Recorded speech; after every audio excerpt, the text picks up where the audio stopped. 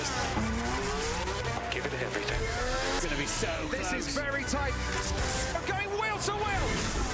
I'm going for it. Through goes Hamilton. It's not over yet. Max Verstappen, champion of the world.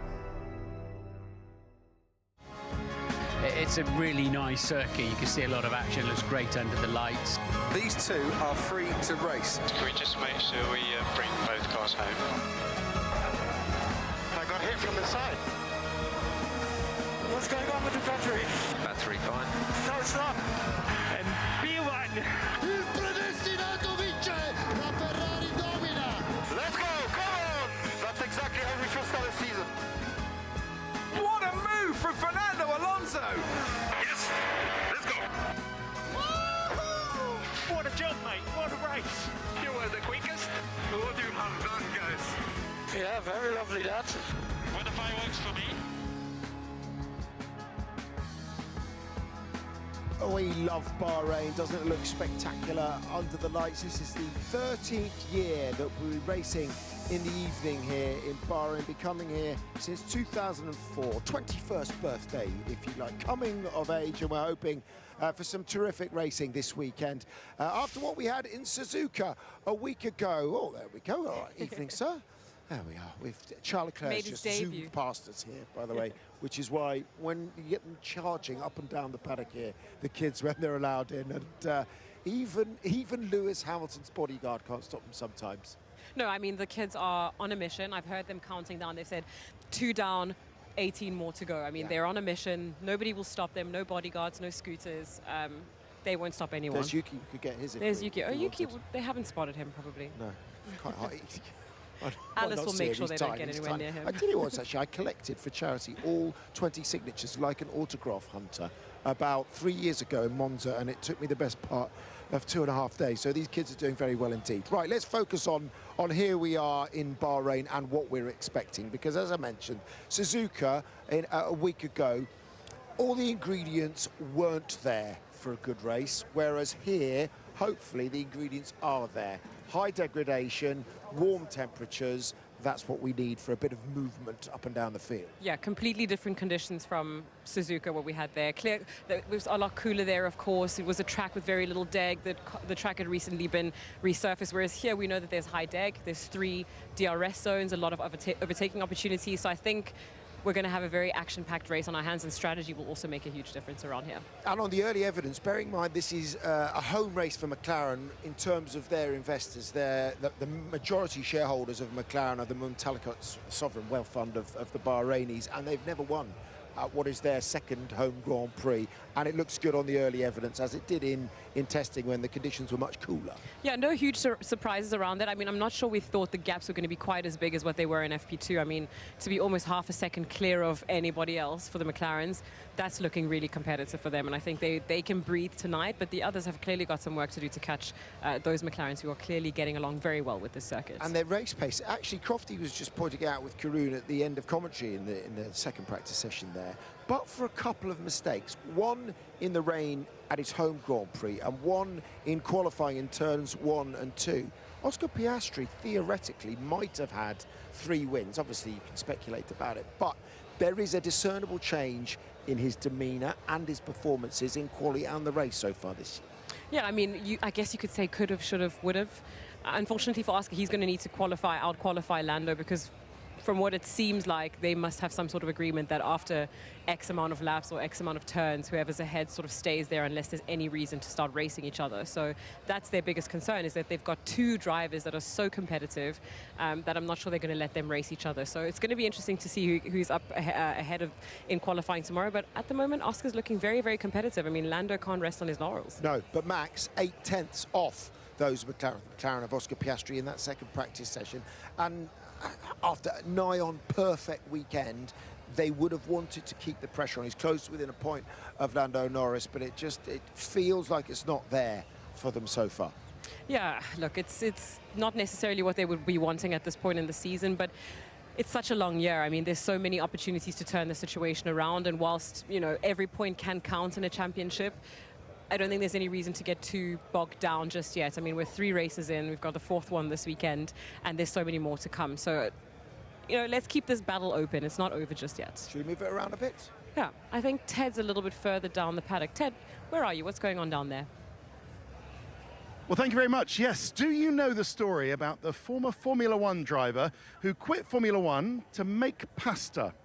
Well, that's not the whole story, but it's Paolo Barilla, and he is here. Ciao, Paolo. Now, I remember when I was watching Formula One in the 90s, seeing your name on the TV. You did 9 Grand Prix for Minardi? Yes, I did race for Minardi in 1990.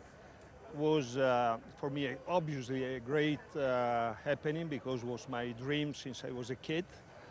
I was always passionate about motor racing, and especially in the period of Jackie Stewart, and then all the other champions, but that was my starting point. I ended up in Formula One. Unfortunately, my career stopped, and then I decided to go back to the family business. And from that day, I'm doing pasta every day. Great. Well, listen, we know the brand. Of course, you sponsored Alessandro Zanardi as well, so it's been a long time in Formula One. But we have an extremely exciting announcement in that Barilla is now the official pasta of Formula One. How exciting. Yes, it's a big challenge for us because Formula One is a world of passion and technology. We have a lot of passion and we have the technology, but Formula One is very fast in improving all the aspects of cars and dynamics of the car, the performance, and we want to take the challenge because we want to become better. And if we want to become better as a company, you stay within the excellent people. So that is the reason why we are here. And we would like to support all of you that you are working full time with a nice dish of pasta to share because pasta gets people together. Yep. And, they compete, this team, this driver, they compete very, very rashly among them. But at the end, we should relax around the table and to have some good time. So we want to be part of it. To have pasta, Italian, family style, all together with the right sauces. So your pasta will be served in the paddock clubs for the guests and in the paddock. And here we have your Albronzo brand. It's like sort of Taste the Difference kind of your premium brand. High gastronomy. It's pasta deliver a lot of pleasure. And talking of high gastronomy, Massimo, come in. We have the very well-known chef, the famous Michelin 3-star chef, Massimo Bottura. Ciao. It's a world champion of gastronomy. Now look, tell me, Massimo, I am Inglesi, right? I buy £1, €1 bags of pasta because I don't know the difference. I will buy Barilla from now on. Okay, I make carbonara with penne. Yeah. Carbonara with penne. Yes, I make carbonara with penne. I know nothing. What are we talking about? We're talking about, it's raining and you put like a slick one, that's the point. I know. Now, this pasta pasta is pasta. Is in the DNA of every Italian for everything. But the idea of perfection, the idea of quality, the idea of sharing, the idea of sitting at around the table and enjoy F1, a soccer match. It's in the Italian DNA. So when you cook pasta, first of all, you have to know what kind of pasta you choose. Okay. And this is like Albronzo means, it's gonna be. Today we were cooking these incredible spaghetti, like little squares, and cook like a risotto, adding tomato water to the spaghetti. And the spaghetti, they were crunchy, tasty, beautiful. So that's how you keep the spaghetti al dente, because al dente gives you a different texture, to the palate. So Inglesi, we just put anything in, and 15 minutes. 15 minutes is probably done. Yeah, no. No salt in the water as well. No, I recommend you to start with cold water. Yeah, I recommend. Oh, really? No, boiling. No, it's a joke. Okay, it's a joke. I do put lots of salt in the water, so at least give me that credit. Yeah. And so today we have al nonna. Alla norma, with the eggplants and tomato sauce. It's very Sicilian, southern style that I love. Like pasta is like, especially the dry pasta like this. They're like, it's a DNA of the south of people. And the other side we have. It's what is that? Cacio e pepe? Si. Yeah, it's one of my favorite. I have to say cacio e pepe. I'm from Emilia, no? Like Barilla. We are both from Emilia-Romagna, and you know, for us, cacio, I mean, cacio is cheese. Cacio e pepe is being built in Rome, is created in Rome, and is cheese pecorino. But to me, cacio is Parmigiano Reggiano. So I can make cacio e pepe with Parmigiano Reggiano. Okay. So that's makes sense? You know what? We make is like a Formula One car. We make the technology, is the artist of driving, of cooking. That's a good combination. Combination. That's a very good combination. I like that. I love it. I'm so excited about this, as you can probably tell. Big pasta fan. I'm going to do it right now. I'm going to buy the good stuff and make the right sauces with the right pasta. Don't be cheap when you buy stuff. This, you know, this is the right one. You know, like, and if you don't want to risk anything with spaghetti, buy the mezzi rigatoni that I love. Mezzi rigatoni. Brilliant. All right, Massimo, Paolo, thank you so much. Thank you to you. Yeah. Really interesting. Thank you so much. Please come for a dish of pasta. I've already had the calcio e pepe. I'm way ahead of you on this one. Okay, we wait you tomorrow. Grazie. So really interesting. Yeah, official pasta of Formula One. Must say, of course, other pasta brands are available. But yeah, official pasta of Formula One from a guy who used to be a driver for Minardi. Amazing story down here. Well, as Massimo just said, don't be cheap when you buy things. Simon, you've been off shopping. What have you got? Tuned in for Formula One, you got 6 minutes of chat about pasta. There you go, that's what we love. But this is like a culinary experience here on the F1 show, because all the way up and down the paddock, there's lots of different food stalls. Shawarma. Naomi, give it a go. No, I'll hold it for you. Why don't you give it a go? Don't fit. Go ahead. There you go. Lovely.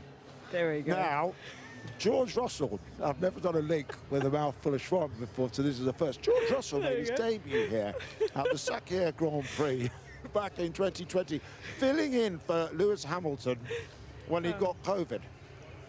He talked to Martin Brundle about it. Yum.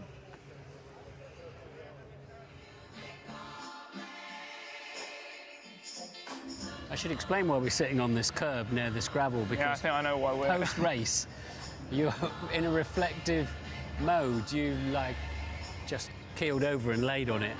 I remember it.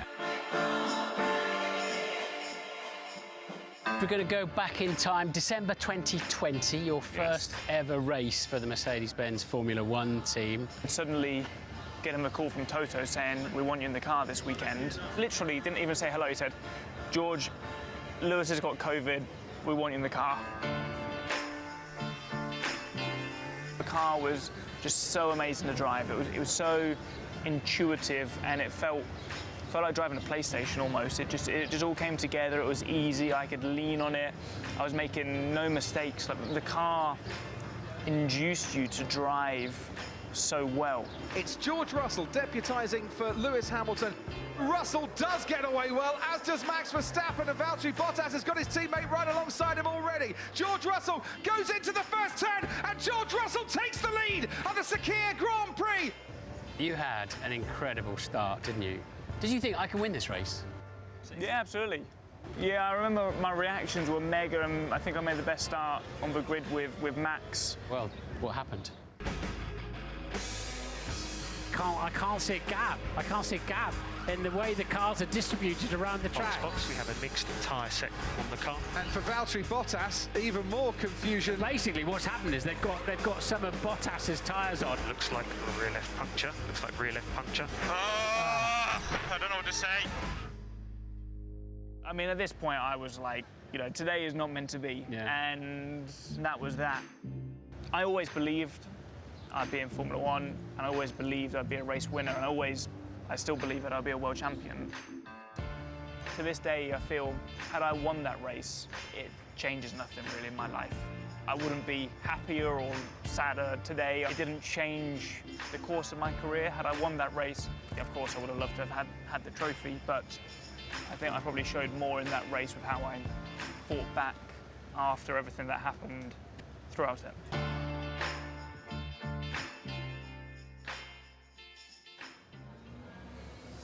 You know, it was a roller coaster first few years for George. I don't know if you remember back then, Naomi, because he got into the Williams in 2019, and for all of those 3 years, they were kind of a team that were living hand to mouth. They hadn't got the investment from Doralton. He was struggling. He's so desperate to get into that Mercedes for 2021. It didn't happen because a sponsor, although he'd lined one up, didn't actually buy him out of the contract with Mercedes. But he got that opportunity and he showed what he could do. And I felt like it was obviously the seminal moment at the start of his career that just showed and gave him the belief, as he said there, that he could compete at the front. Yeah, look, it was a long time coming for George by the time he'd got his opportunity to get into that Mercedes. And then when he jumped in, it was not exactly a very competitive car that it had been for so long. So it was tough for George, especially, you know, coming into F1 and seeing his friends like Lando and Alex Albon going into very competitive teams after he'd won the F2 championship. It was a tough time. So, you know, for him to come around full circle and finally be the #1 driver at Mercedes and in a team that's now climbing up and that's set to be one of the hottest competitors on the grid from next year with the new regulations, it's coming full circle for him, and it's nice to see him finally getting exactly what he deserved way back then. Could have been a fairy tale, couldn't it, though, that start, but for putting on, or the botched pit stop, as we saw him putting on Valtteri Bottas's front tyres and having to come in and pit again. And then he went on to score his first points for Williams in Budapest the following year, and he still cites that as the premier moment of his career to date. Although I would argue that his premier moment of his career to date might be this, advertising cordless power tools for one of the sponsors. This is a behind the scenes. Some of you might have seen the advert on Instagram where George sort of is just wandering around in a pair of Shilohs and a really tailored. It's not the kind of thing I'd be wearing to mow the lawn, but then again, this is George Russell we're talking about. Well, I mean, with a gorgeous house like that, you've got to look elegant walking around.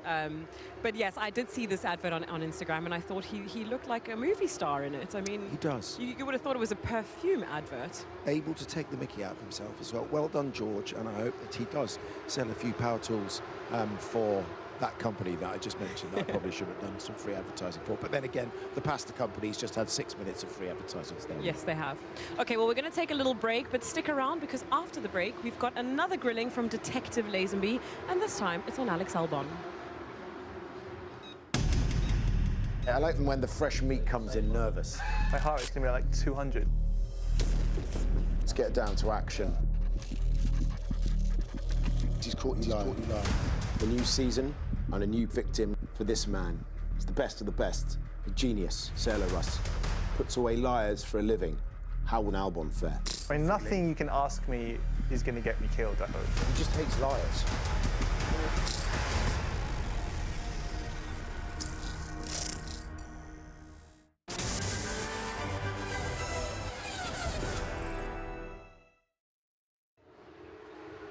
Welcome back to the F1 show. We're live from the Bahrain paddock. Salah, all yours. Time for the lie detector test. No lying, boys.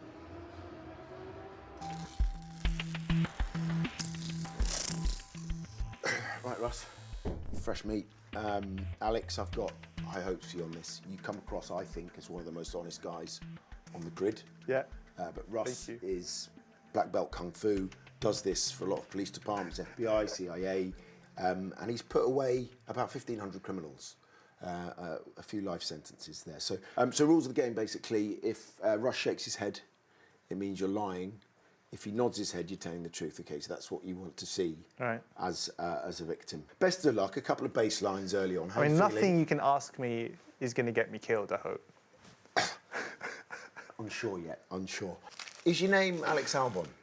Yes, it is. Sweet, good start, good start. Do you drive for Williams? Yeah, I mean, depends on what JV wants to do with me. Okay. Yeah, that's good. Thank you for asking that. Yes or no? Sorry. Did you have a celebrity crush growing up?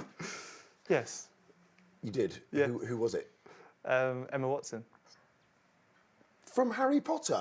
Yeah. Oh, that's so sweet. What? Because you probably the same age. That was like my age. Yeah, exactly. Okay. Exactly. Oh, I like Voldemort. He was I mean, excellent. yeah. Was that your celebrity? Yeah, he was my crush, but I thought he was quite good in the film. Do you think that you look better topless than this man here? No, he's got some good abs on him. Does he work hard at that? Do you talk to him about it a lot? Is he always going, oh, 1001, 1002? I think George carries less fat. Kind of. What's your fat percentage? 10. 11. Was it? Yeah. Right. It's pretty good. What's yours, Russ? You have to answer that. Is James Vowles the smartest team principal? Yes. Yeah. Are you going to get more points than Carlos Sainz this season? Oh, I think it'll be close. Is that a yes or a no? Yes. Right. Yeah. There you go. All you got to do is be decisive. That's what we need to do in this game. Will you win a race in 2025? No. 2026? I don't know No. where you're going to be, do you?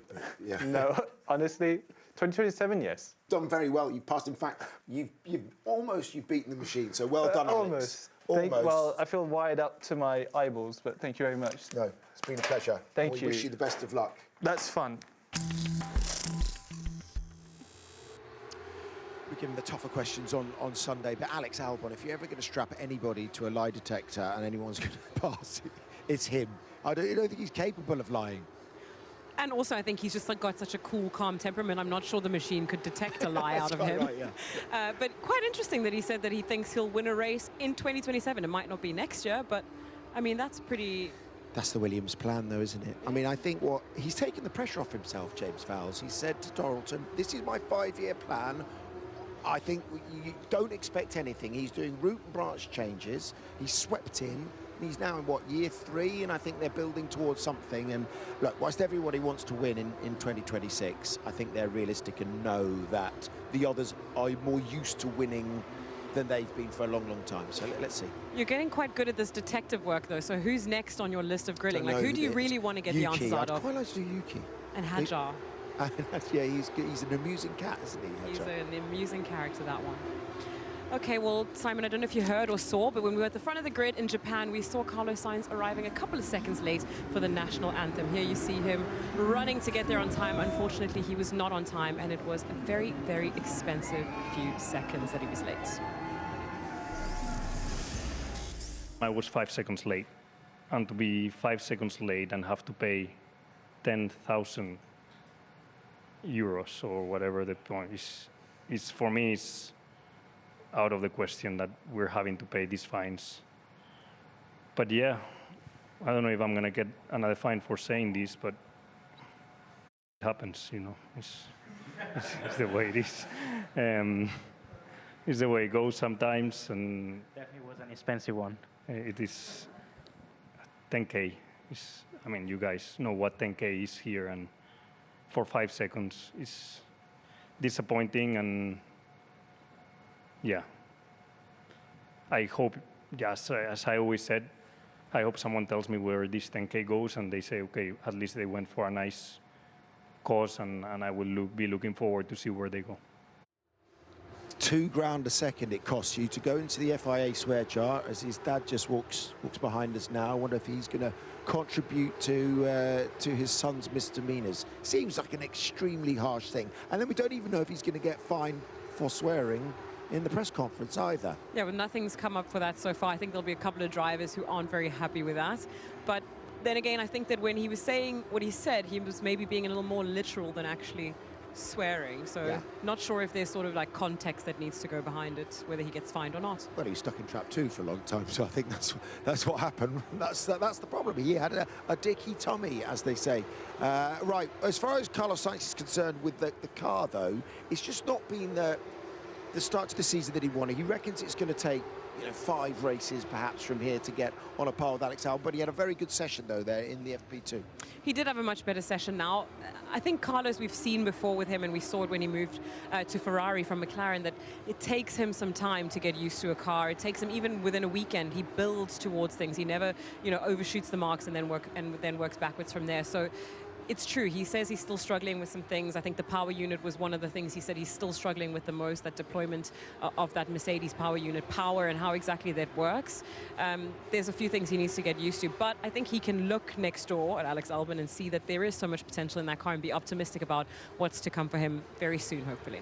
Okay, shall we head down to the Sky Pad then? I think Crofty and Karun are standing by. I know you two are big fans of food. There's a lot of food floating around. What's the shawarma count today for you lads?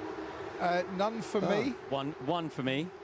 And Karun has just been to the pasta stand I did. as well. Ted made it sound so appealing, so I did go and try a little bit of the old cacio e pepe. It was very good. Well, now you finished eating, give us a penne for your thoughts when it comes to practice. I had rigatoni, but sure.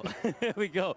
The Bahrain circuit roasting hot earlier in the daytime, Crofty. Max Verstappen sat out FP1 as Red Bull had Ayumu Iwasa in his car. One of 6 rookie drivers to take part in this FP1 session in the Mercedes, locking up, and many drivers were struggling out there for grip, but this is a water pressure issue for Kimi Antonelli. First session, Isaac Hadjar went off the track at the final corner. He wasn't the first, he wasn't the last, but up here, this was riding on board with Felipe Drugovich. And I think that was a €7,500 fine coming the Williams team way for that. On board with Lewis Hamilton, or off board with Lewis Hamilton, now on board. Very happy those two cars didn't come together. Absolutely no warning on the radio for Alex Albon Williams. But who's going to finish fastest in the FP1 session? It is, of course, Lando Norris. Quickest today and quickest at the other, taking the steering wheel off. And very rarely do we see a steering column being replaced during a practice session. Took 10 minutes to do that. Moment between Russell and Verstappen. Here it is. And Isaac Hadjar was one of the stars, wasn't he? We saw Russell Verstappen having a little go. Eventually Verstappen thought, you know what, I've had enough of this. You can go have a play. But for me, Crofty, Isaac Hadjar, another brilliant day to get himself as the top of the 4 Red Bull cars, but at the top of everybody else, Oscar Piastri in the McLaren. Yeah, brilliant effort by the McLaren drivers in that second session. And if that is representative of the rest of the weekend, then it looks like an uphill struggle for the rest of them, because as they pointed out there, a half a second all the way back to George Russell. Then Charles Leclerc just tucked in behind him. Kimi Antonelli within a couple of tenths of his teammate. Another good session for the 18-year-old. Isaac Hadjar, that was set on the mediums, as the guys were saying, and Max Verstappen 8 tenths off. A few struggles for him, as there were for Lewis Hamilton. They arrived here with a new floor, thinking they're going to address those performance differences, but so far no evidence of that. Let's hear from both of the McLaren drivers. This was horrendous. So yeah, I mean, difficult day, just readapting back to the reality of Bahrain, the difficulties of Bahrain, which make it tough or make it exciting on Sunday, because the degradation's incredible today comparing to the test. Yeah, so it's kind of a weird day, because everything feels dreadful, but I think relatively our pace was still in a reasonable place. Yeah, so I think a reasonable Friday. Pretty happy, to be honest. I think the car felt like it was in a good place. FP1 was a very different story, so yeah, glad that everything came together a bit more, and I think the 1 lap pace looked strong, and the longer running looked reasonable as well, so pretty happy with that. Obviously still some things that we want to try and work on and make a bit nicer, but all in all, a good first day. Good first day. I think we're going to learn so much, aren't we, about some of these drivers that have never been involved in championship battles from the start of the season. Already this weekend, I just sense that Lando's been a little bit on edge. I wonder if Max's comments about if I'd been in that McLaren at Suzuka, I would have sped away into the distance, got under his skin. I wonder if the fact that Oscar keeps saying, well, we'll never know if I'd got ahead of him, whether I'd been able to challenge him, might have irked him as well. So what's your take on that? Look, I don't think Max's comments were necessarily there to go for a poke at Lando, but indirectly that's what they've done. And he clearly was, it felt a little bit defensive after he heard those comments from Max, sort of saying, I'd love to let him get a try in the car and see the disappointment on his face. So he wasn't very happy about that. But I understand Lando. I mean, he's been in this team for a long time. He's finally got an opportunity where he's got a car that he can compete with, and then Oscar's come in and he's just making it harder for him. I mean, he's not just peacefully marching on, he's got Oscar on his heels, and yeah, that's frustrating. It's irritating for a driver, but at the same time it pushes them to deliver better results, so it's healthy for the team. Early mind games. It is early mind games. Well, look, Kimi Antonelli is a young driver who's also on the rise, much like Oscar Piastri was talked about a lot when he came into the sport.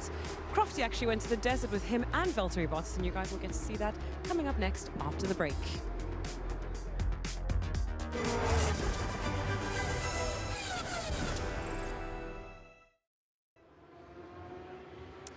we've been talking a lot about young rising drivers, and here we have two of them who were in the cars this morning for FP1. Gentlemen, welcome on the show. For those of you who don't know who these young stars are, we've got Ryo Hirakawa, has newly announced a reserve driver, and of course Lewis Browning, who is part of the Williams Junior Development Team. How are you guys? How was your outing this morning? Fantastic. Yeah, absolutely enjoyed it. Of course, hopping out of F2, FP, it was tough. Hopping into a Formula One car, but I think naturally it's always nice to jump and take the step in something a little bit quicker, no? So I think it was actually harder hopping back into the F2 car than for qualifying. But yeah, really enjoyed it. It didn't seem to cost you much. I mean, you were P3 in qualifying today, weren't you? Yeah, well, that's thanks to the guys at Williams preparing me well, and also Hi-Tech. So yeah, I feel like I'm adapting to this Formula 2 car well, but yeah, very grateful just for the opportunity to hop in and yeah, be in regular F1 machinery. And you're very lucky, actually, because Alex was dawdling a little bit, and you managed to... Racing driver reactions come out there, I think, but yeah, no, we got through, no issues, and yeah, I'm glad. So handed the car over to Carlos, safe and sound. Well, it was a big moment. It scared all of us. I'm sure that was a brown sector there as well. Now, let's come over to you. You were wearing a very different T-shirt last weekend out in Japan, where you also got an FP1 session. You've now been announced a Haas reserve driver. So tell us where that came about and how excited you are about this new chapter. Yeah, it's quite, I mean, amazing experience. Yeah, it's quite different from last week. The track was quite tricky. I would say the track temp was like 40, 50 degrees, so it was quite difficult. I also had almost no time to prepare. I had no sim, no nothing, or I can't really just hear you well. Really, talk us through the Suzuka experience as well as this one. How did the two compare? The speed was completely different from my experience. That was insane. That I couldn't really push to the limit, so I really enjoyed it to push like 200 kph, 250 kph into the corner, so I really enjoyed it. Well, the bench keeps filling up. We've got one more young driver joining us. Ayumu Iwasa, welcome to the show. How was your FP1 session earlier today? Did you enjoy the Red Bull? I mean, the drivers have been complaining a lot about that car, but how did it feel to you out there? Actually, first of all, that was, I think, good session for me. It was quite positive.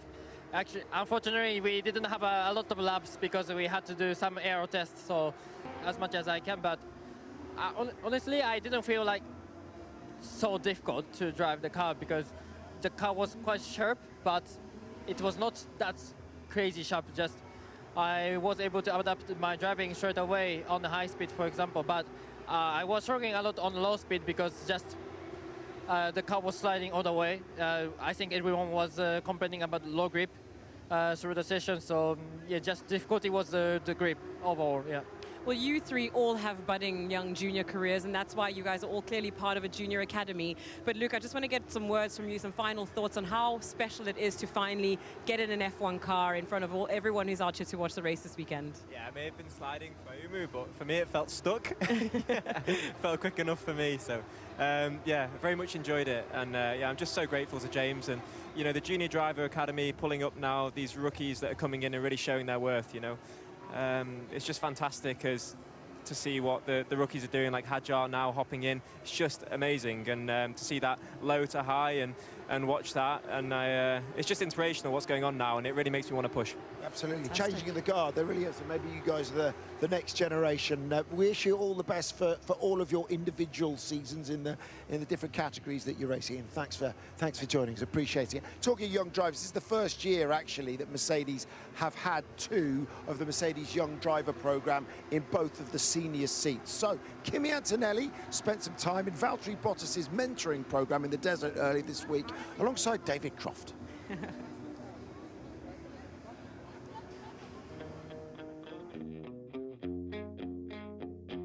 Gentlemen, welcome, Valtteri, Kimi. As Formula One is like nowhere else on the planet, we've brought you to the middle of nowhere. For a rookie, it's been a brilliant start. First rookie to score points in 3 consecutive races since Lewis Hamilton. You might have heard of him. Yeah, I might have heard of him, yeah. When he won his first World Championship, I was only 2 years old. And I'm racing with him on the grid. It's pretty crazy, isn't it? How old were you when Lewis won his first title? I was 19. 19. See, I'm thinking here that you've got a really good mentor. Yeah, I mean, it's, you know, Valtteri has been really helpful, really good mentor, and especially because, you know, it's not easy at this level. I'm looking forward to your first win. and he could get it this weekend, that would be all right, because it's Rosewater, isn't it, on the podium. But Miami could be tricky if that's your first win, because obviously you won't be old enough to drink the champagne. Oh yeah, true, in America it's 21. I'll bring Valtteri with me, so he can do the drinking for me. So I'll just spray I'll spray the champagne, and then Valtteri's gonna be drinking the whole bottle. Exactly. Champagne double. Deal. Yeah, deal. Done it. I'm going to walk that way. Love it. Kimi, Valtteri, thank you so much. Thank you. Thank you. Cheers, boys.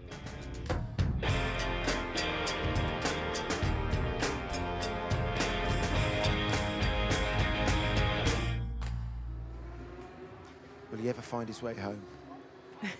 We'll see. Well, we know he has, because he was at the Skypad a few seconds ago, wasn't he? Good point, actually. Good point. I hadn't thought of that. With regards to Kimi, though, and the way he started, I think he probably would have targeted being a couple of tenths off George. And the fact that he finished only a second or two behind him in Suzuka and became the youngest ever driver to lead a Grand Prix, he's taken to it like a duck to water.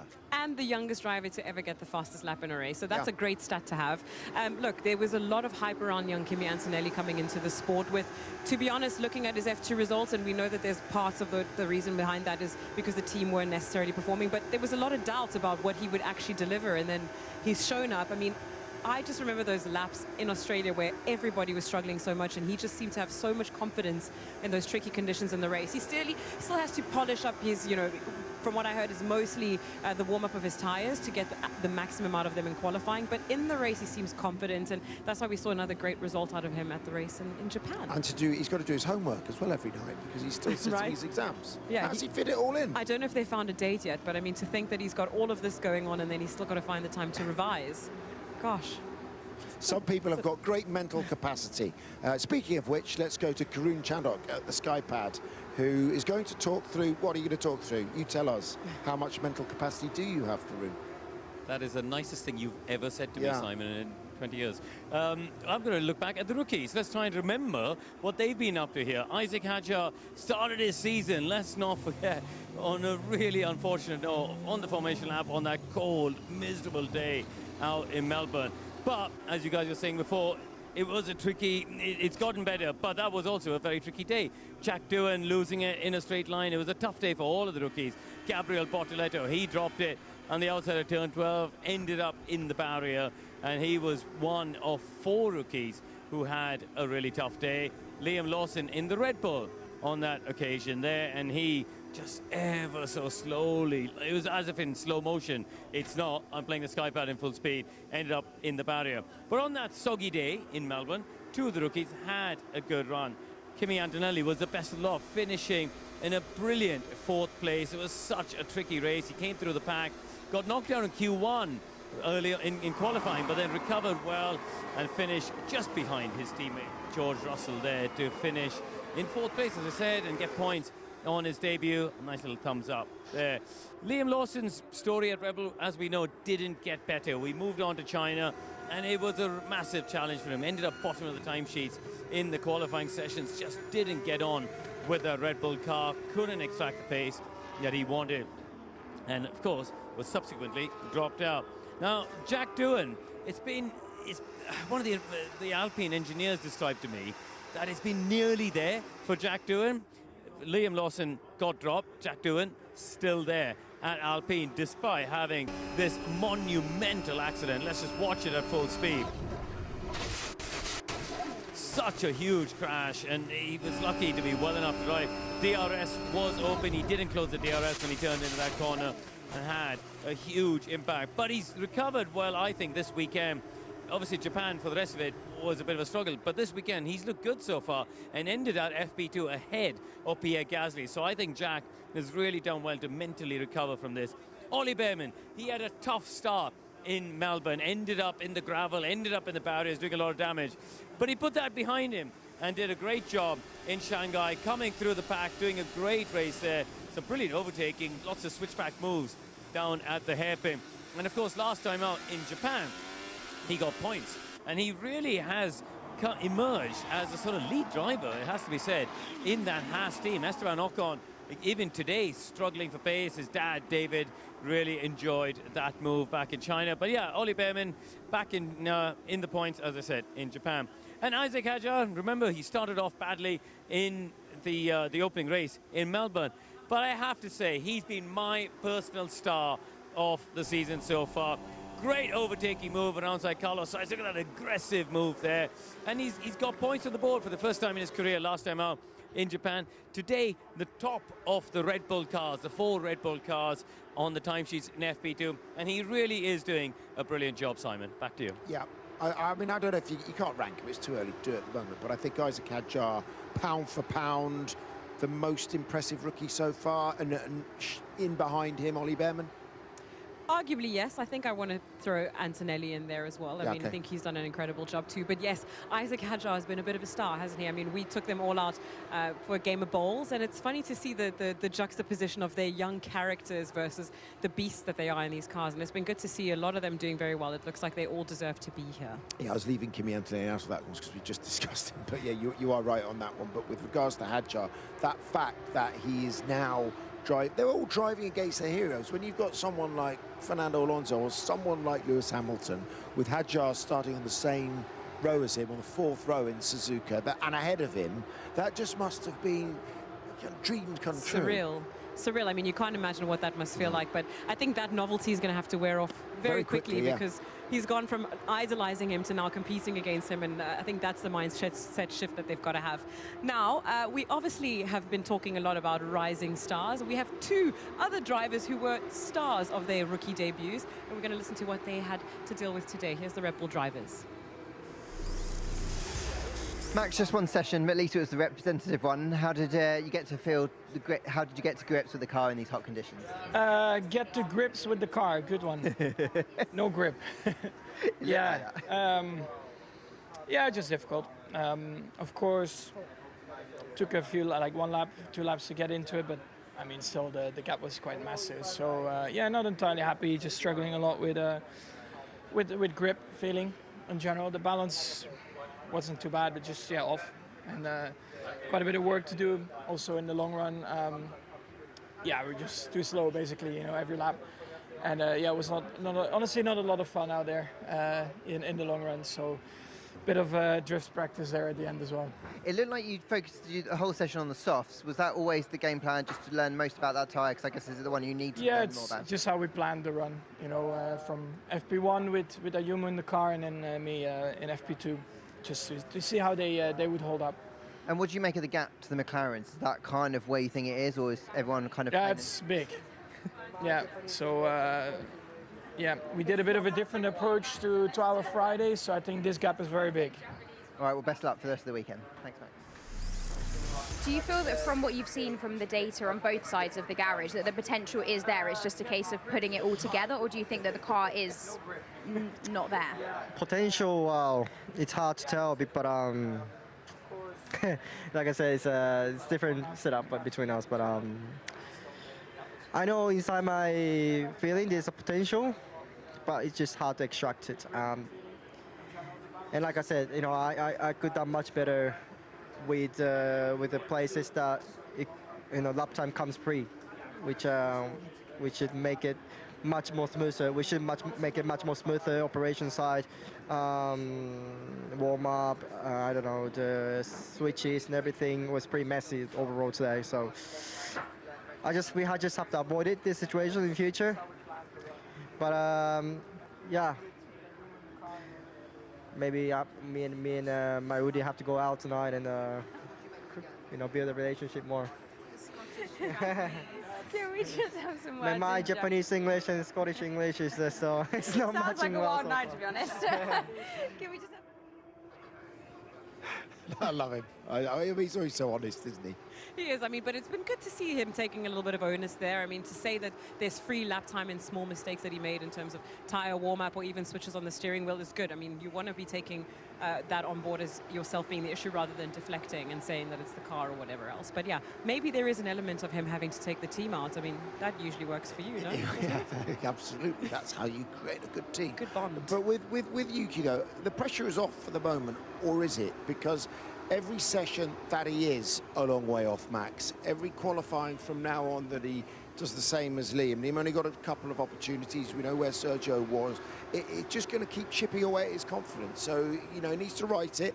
And tomorrow, everyone will be keeping a close eye on what happens in qualifying. He needs to be better than going out in Q1 or Q2 does. He needs to get at least into Q3. Yeah, he does. And unfortunately, I think things might be a little bit more tricky for him out here. Suzuka is clearly a track you know as well. Not that this one isn't, but with the car not necessarily being suited to this track, heat being up, there's so many other factors that are coming into play this weekend that could make things more challenging for young Yuki. Thanks, Gnomes. Thanks to you, Ho, for watching the F1 show. Hope you enjoyed it. We'll see you tomorrow for the third hour of practice, then qualifying from 4:10. McLaren's quickest in that second practice session. Bye-bye. Sky Sports F1.